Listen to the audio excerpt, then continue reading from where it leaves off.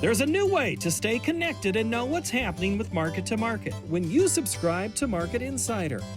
One email and a lot of information awaits you.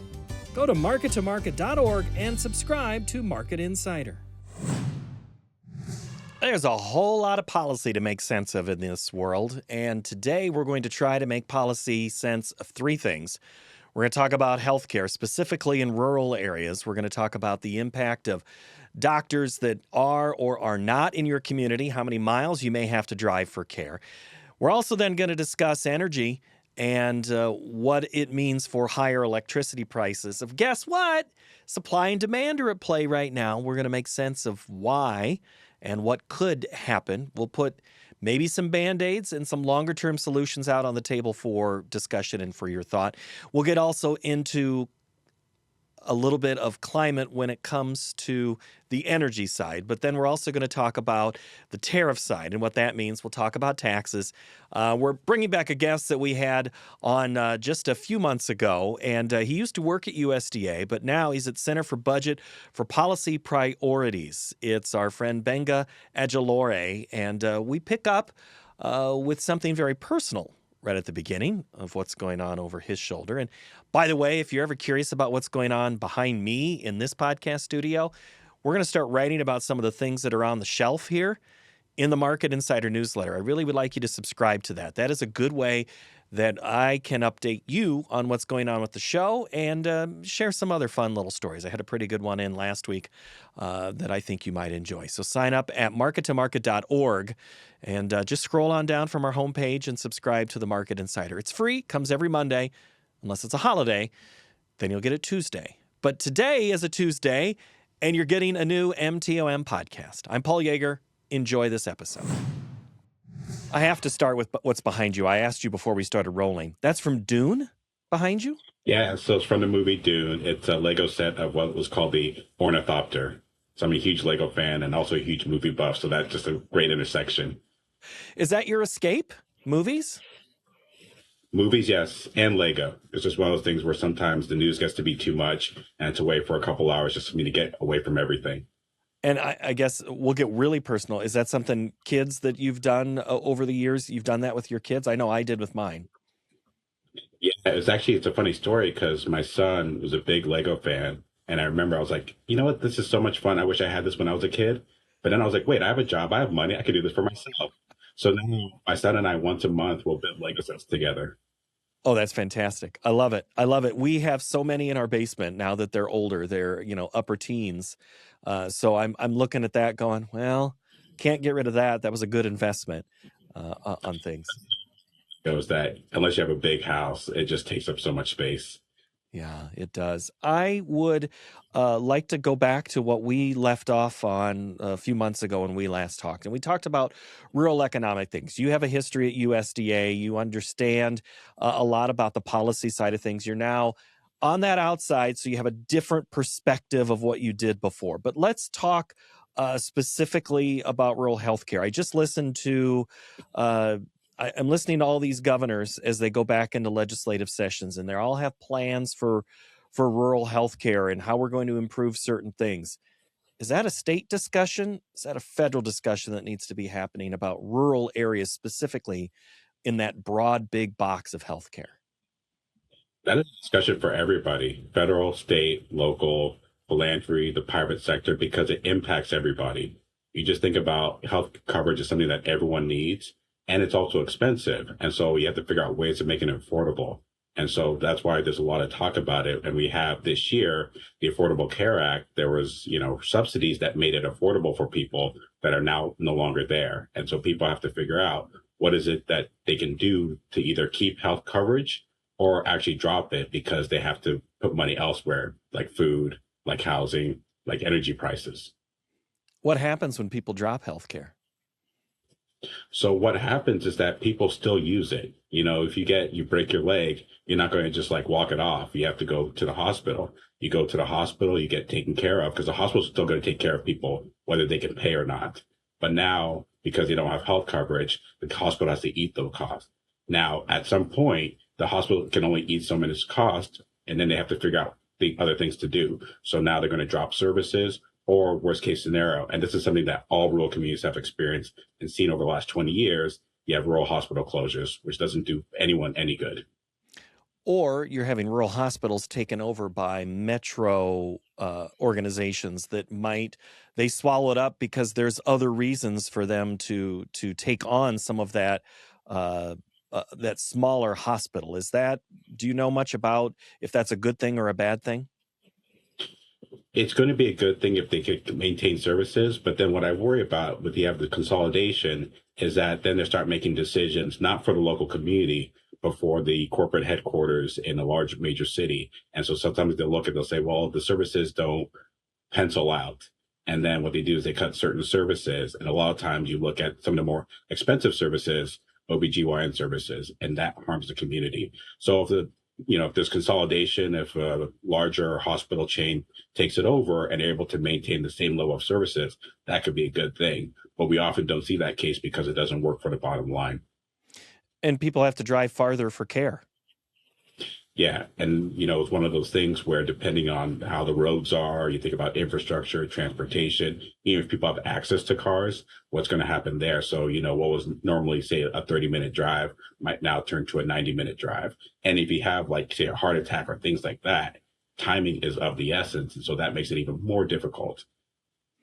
And it doesn't always then become we don't have services there, but there's also that issue of recruiting the staff, whether it's nurses, administrative, and the doctors to some of those areas. That's a different issue, but it's also tied to the larger corporation. What are you hearing? Is there certain states that are doing a good job at recruiting doctors to rural areas?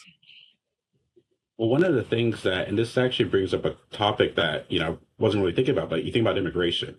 And so one of the biggest, help for rural health workforce, doctors and nurses with immigration. And there's a lot of policies now in terms of like, I think there's something about the gold visa or the $100,000 or even like the mass deportation, things like that, that has a particular harm for these communities because that was what, you think about people who move to rural places. A lot of people, migrants, are going to these places because it's cheaper. There's job availability for the rural health workforce. And so that's, one more thing that governors and states are kind of have to figure out and deal with. It's like, how do we attract that? Part of it, there's been the Rural Health Transformation Fund where a lot of states had a lot of ideas about the workforce. But if you look at the broader context of the ACA enhanced subsidies going away, the cuts that are coming to Medicaid, and now with immigration restrictions, that it just makes things so much harder for these states and localities to be able to recruit a health workforce. Is there something building that if everything goes not ideal or even partially ideal, that we're setting up for is there going to be some moment we wake up on a Tuesday and the mass something happens? I'm not saying a mass tragedy, but just all of a sudden, you mentioned 60 to 90 miles. I mean, what's the worst case scenario that can happen here? Well, I think one of the things is that we're already experiencing that, but it's just not as public. There's a lot of these communities that have been going through this for so long. And, we're making strides with, affordability through the Affordable Care Act, a lot of stuff that we did at USDA Rural Development was developing, a broad economic development plan. We had focuses on, communities and communities building up and having more agencies. And now we're reversing that. And so I think it's going to be like a steady drip where 6 months from now, a year and a half from now, we'll look back and say, oh, what's happened to this community? Well, it's all these policies building up that seem disparate, but put together have been very harmful for these rural communities. Healthcare is a massive thing, and I don't think if we spend the next 6 days covering it, I think both will get tired, but B, we won't solve it. So is there any band-aids that can get us through or at least start us in the right direction of having a healthy discussion and maybe making some tough decisions that can have good results down the road? Well, we've already seen it in the House. They passed the extension, a 3-year extension of the subsidies, and that's a start. And, the Senate are having conversations about that. And so that is a band-aid of just, you're able to extend that. Now, people are looking at increases of monthly premiums of, say for, individual about $150 to $300 a month. You have an elderly couple with looking at $2,000 a month that they have to pay. You bring those subsidies back. Now that's $2,000 a month in their pockets to now be able to afford food and electricity, things like that. It's a band-aid, but it's going to be helpful. So like that's something really simple that is happening right now. They just need to get it across the finish line. We'll get to electricity in a moment. Let's go to food. SNAP is a big part of USDA, but there's this push, if we ever do get a farm bill, that it might not be a farm and food bill. It might be a farm and it might be a food, two different things. In Iowa, the governor has said she did not want federal money for food assistance. She's now going to do things inside, but get some other financial help. What have SNAP cuts done as each state, again, has taken up a patchwork approach that used to be much more of a federal government answer in the past? This is something that actually worries me because at least with the federal government, and we've seen this, they've been able to run deficits and debt to be able to pay for food, for a lot of things. But with the state always has to balance a budget. So now, for the first time ever, states are going to have to pay a certain percentage of that. And if they do that, same thing we talk about households is that if you have to spend more money in one place, you're going to cut somewhere else. And I worry about for these states, where are they going to cut? So some of them it's going to cut in terms of eligibility and spending less on food assistance. And, we have to look at the population that we're talking about. We're talking about people, working families who are trying to put food on the table, who get a little bit of assistance. It's not a lot of assistance. We're talking about a lot of money to be able to just have 3 square meals a day. And so now if they're going to cut that, that makes it more difficult. You think about that some of them, it may become so expensive that they're actually going to say, well, we'll just leave it to the private sector, and we know the private sector is not going to do that. And so that's the biggest concern is how are states going to respond to having to spend money when they don't have a lot of money? They're not flush. And so the question is, what are they going to do, and what does that mean for these people who are just trying to put food on the table? But there's an argument that the federal government shouldn't be doing deficit spending either. And that's been a big push of the majority party. And so there's not probably as much of a, I don't want to say appetite, but that's really the best word for increasing deficit spending. I mean, we all lived through Doge a year ago. We're still dealing with that, and it's not going away in other places. And so that's a headwind for this discussion too, I'm guessing, if you look for a federal solution. Right. But when we talk about increased deficit spending, it's not just spending. There's two sides to that ledger. There's revenues. And so at the same time we're cutting spending, we're also cutting revenues. For example, we look at the estate tax. They extended that. They had a exemption of 15 million per couple that, up anything under 15 million, you're not taxed. Now that's not a lot of us, right? Many generations not going to be able to do that. What they did is they actually extended that exemption to 30 million per couple. And so that's a loss of revenue that could go to putting food on people's table. That can go to providing health coverage to be able to help hospitals remain viability. So if you talk about increased deficit spending, we have to look at the revenue side. And at the same, it's one thing if you're maintaining the same level of revenue, but we're not. We're actually cutting revenue. And so that's the thing we have to focus on if we're worried about deficit spending. And so that's why I always talk about, that's why I worry about to be able to have food assistance for people. But it's some of those rural areas where those are the lawmakers based in rural areas pushing for that extension. They call it the death tax because it's farmland that is going from generation to another. And they're some of the ones asking for that cap limit or no cap at all on that side. So are you saying that maybe some of that is a little short-sighted in what folks are calling for? Well, if we're talking about farmland, we're talking about people who are subject to a state tax, we're not talking about families. We're looking at a $30 million exemption. There's not a lot of families. It's about maybe 0.1% of all, and this is across the country, about 0.1% of all farmlands that would be subject to the tax. And that, when I say subject to the tax, I don't mean paying for it. I mean actually filing a form to be able to say whether they need to pay it or not.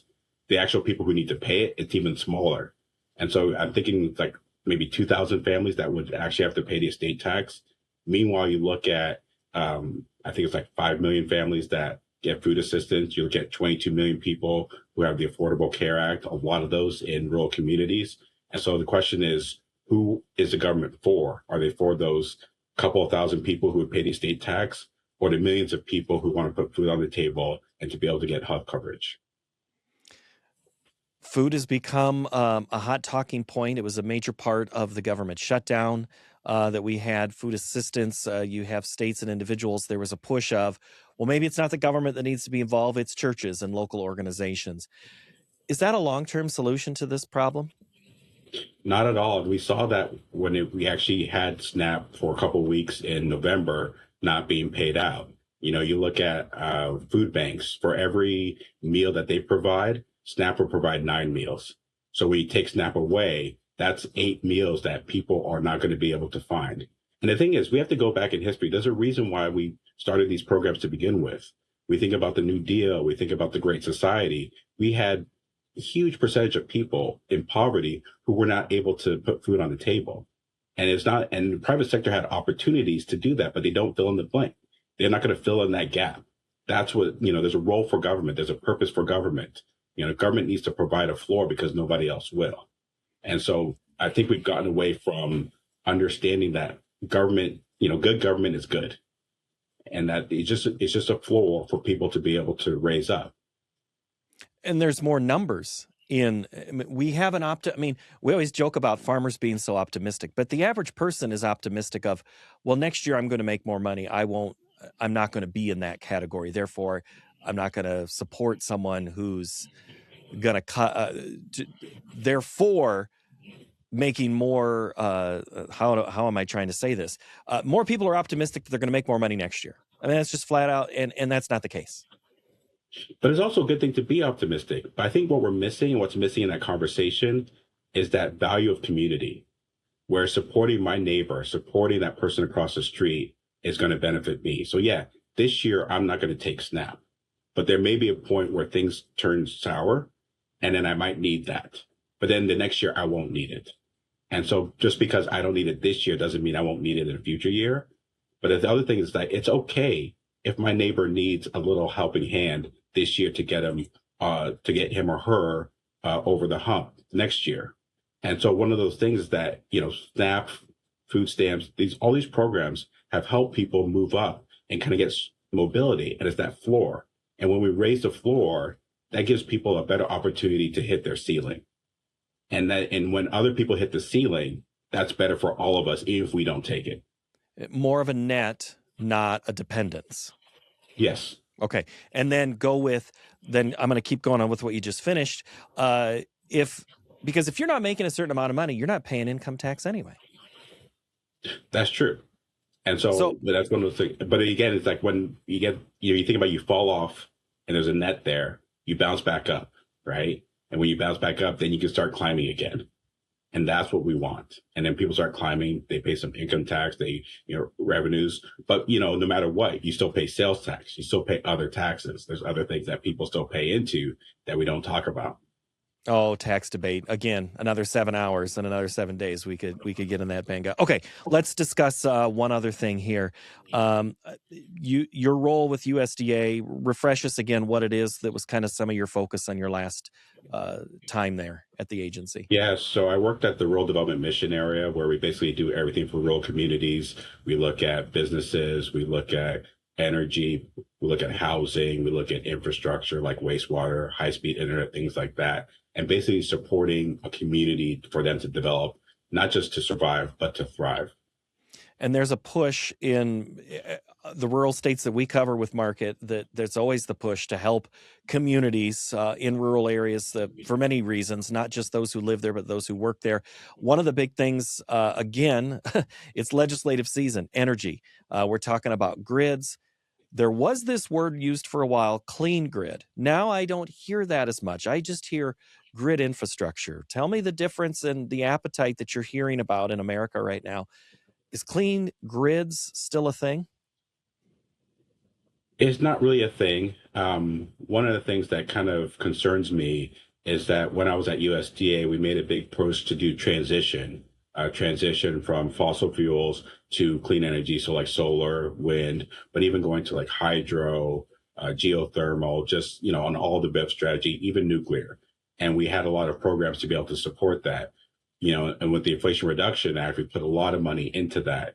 And then the start of last year, the administration pulled the plug on a lot of these projects and then continued to do that, even with the One Big Beautiful Bill that cut $300 billion in clean energy. And a lot of it was just investment like electrical vehicles, solar panels. But the biggest thing there was that it was helping people save money, helping businesses save money, lowering their energy costs. And now we're seeing communities start to struggle with that this year. And part of the reason that I understand that there was support to cut some of those things was they were seen as government subsidies to an industry that doesn't need it. I didn't understand that argument. Did you? I don't understand that argument either because fossil fuel industry has been having subsidies for decades. And that hasn't been taken away. But I think a lot of it that we miss, and again, this goes back to my thought about good government's good, is that a lot of times certain industries need support to be able to develop and build. We see electric vehicles all over the place, Teslas and Fords and Chevrolets, and people are, hybrid cars. And that's been very good. And we've seen the positive impacts on that where people are able to save money and not have to deal with the fluctuations in gas prices. Now, there's been a lot of investment for that back in the 2000s and the 1990s where like that helped develop that industry so that they have less of that now. And so a lot of it is like government subsidies are not inherently a bad thing and they help actually strengthen economies. And so we actually even see that now, especially in Iowa with, ethanol, and there's a lot of push for E15 and, sustainable aviation fuel and like trying to develop more technology and innovation. That's the role of the government. And so that's a good thing. And we were on track to really develop that. And so, helping with innovation and technology and economic development, but also helps with the pocketbook for everyday Americans. But for everyday Americans, we're seeing lower gas prices than we did a year ago. And crude oil below $60 or right at $60 today as we speak when it opened on the board. That gets to be a little problematic for the ethanol industry because they need oil to be a little higher to make ethanol seem a little more attractive. Kind of a tough spot for those looking to support at least the ethanol side of the ledger right now. Yeah, I think one of the things we have to look at is we can't look at it individually by, uh, thing by thing, where we have to look at it in terms of what's the broader energy package. And so ethanol is one part of that, but then solar and wind is part of that. Fossil fuels are still a part of that. And so we have to look at the whole package of like, what is it that's going to be helpful? And if it's not helping with the ethanol industry, then you want to start seeing like, what are some other alternatives so that you don't put all your eggs in one basket?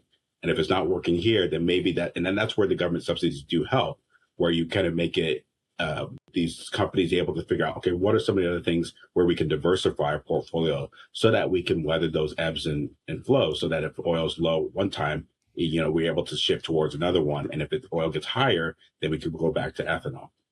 Another way to say eggs, all the eggs in the basket is all of the above approach to energy policy. Exactly. And that's something that we should pursue. And that's gone away.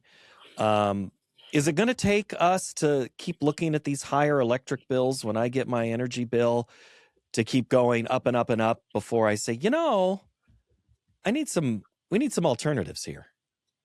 We do. And I think that's the beauty of some of the work that we've done, and not just during the Biden administration, but in previous administration. I want to bring up one program called the Rural Energy for America program, which was to support farms and rural small businesses to do clean energy investments. So solar, wind, geothermal. And there's examples for the last 20 years of these businesses and these farms that have put on solar and are seeing much lower costs. And so when we see these higher electricity prices, all we have to do is look at these examples and say, oh, there is an alternative that works. Let's advocate for that. Let's push for that to be able to, benefit like they are benefiting. Well, I look at the electricity industry or just electricity. I shouldn't say industry, electricity, and the demand for it is high, which therefore, simple economics, high demand, high price. Therefore, you can raise rates. But electric groups they're regulated. They have to ask to raise rates. Consumers of energy and electricity, we're kind of stuck right now, I think. So I'm glad you brought up the economics of it, whereas higher demand pushes up prices. What lowers prices is greater supply. And so that's where the clean energy comes in, where you have more options so that you're not reliant on one or two utilities, but there's other options. And, you get personal solar where you're able to give back to the grid and people get money back. And so I think that's where having the diversifying your basket of energy products is going to be helpful. So increased supply at the same time demand's going up is a way of, mitigating those price increases. And there's also a concern that electricity, um, to create it, where it's going, some of these areas, I'll use my backyard. There's huge data centers within 30 miles of me right now. Those are pretty big energy users. And that's one of the big elephants in the room is the data centers. It's something that's really plaguing rural communities where you have to worry. There's a kind of concern about how do we deal with that? Data centers come in. And I think one of the things that we don't really talk about is that, especially with AI and things like that, the benefits from the data centers are broad, but the costs are very localized. And so the question is, as we have data centers coming in, and hopefully having community engagement and input is like, how are these communities able to benefit and not bear the cost of higher prices? And then sometimes it's the issues with water use and things like that, is that we have to have this holistic approach to these data centers, but understand what's happening to these communities and trying to mitigate any of those harms. And I think of the program we're using to record this interview. There is an option for AI clips and magic this, and that all takes part of that energy. I know I'm contributing to it in my industry and using it. That's what powers so much of putting things on television and having the ability to hold it in my hand and watch what it is I'm doing. I know I'm a part of it, part of the problem, but it sounds like there's still some solutions out there. Again, I guess like I did in healthcare. Is there a Band-Aid that can get us to maybe some better policy in the short term before we get a better solution long term? I say the biggest thing is to reverse the cuts and to those projects that were halted, to let those projects go. Because again, it goes back to increasing supply and doing all of the above approach. Some communities want nuclear, some communities want solar, some communities don't want either of those. But you have to give the option to the community. And we always talk about, well, the federal overreach. This is overreach. Them stopping all these projects. I think there was a project out of the coast of Rhode Island of wind power where it was like 95, 96% complete. And they just pulled the plug on it. And for what reason? Those people wanted it. There was community engagement. There was a whole process in that. And that's the kind of overreach that we can't do, because then you're not providing the options. And so you have the higher demand without the increased supply, and everyone's paying higher electricity prices. I had a trip to Europe in December, and I was in a part of Germany where we were going into the country off of the Rhine River.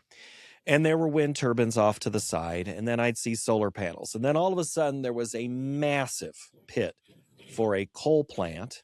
The coal was going across the road to the nuclear plant.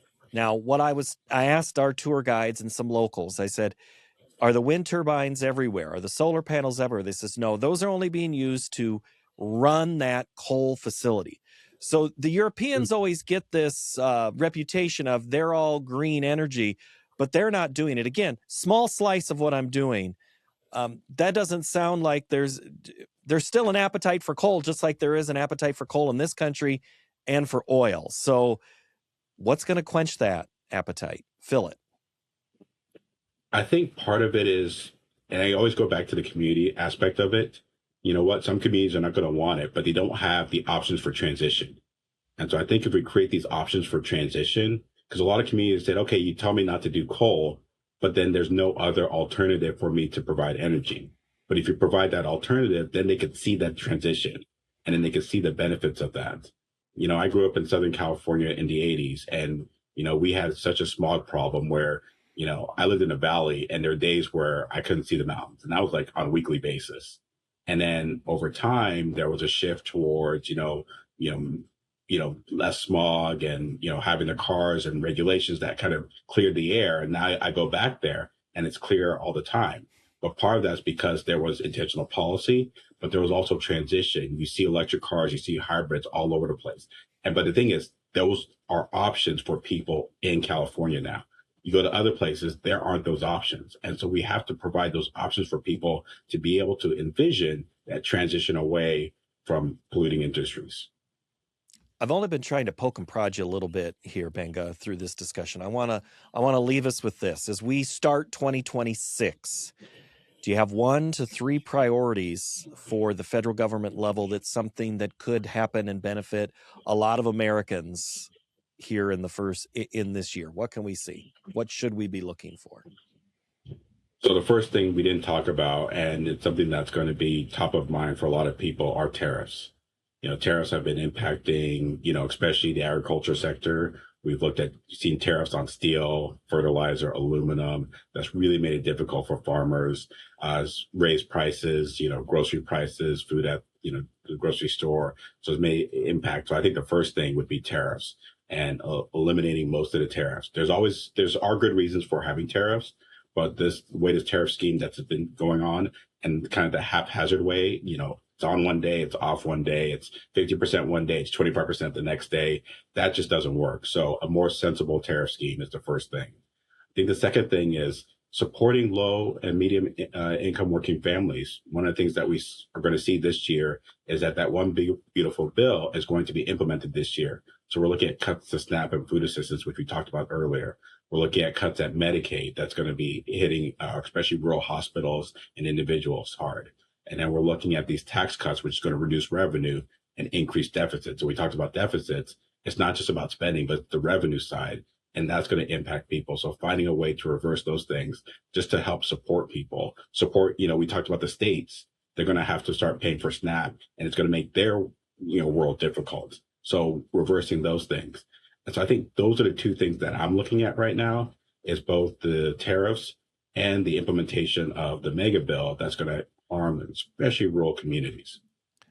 I know we didn't quite cover tariffs, and I had a discussion last week about it on this program, Heavy.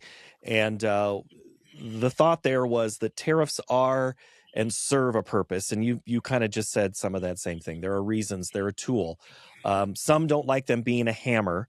If the Supreme Court throws out the hammer that the administration's using right now, what's that mean for America? So what that first means is that the tariffs that they're going to rule on are the reciprocal tariffs. That's the one where they have a baseline of 10% on all countries, and then other countries that are much higher. So those are going to go away. There's still plenty of tariffs that are out there, tariffs on China, tariffs on Canada. And so we'll still see some tariffs on things. But one of the things that we'll see, depending on how the administration responds, is lower prices of certain goods because now those tariffs have gone away.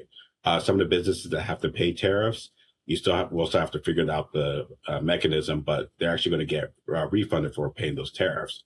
Because I remember at one point there were tariffs on Chinese goods that was 145%, and there were businesses who paid that, and that really hurt them.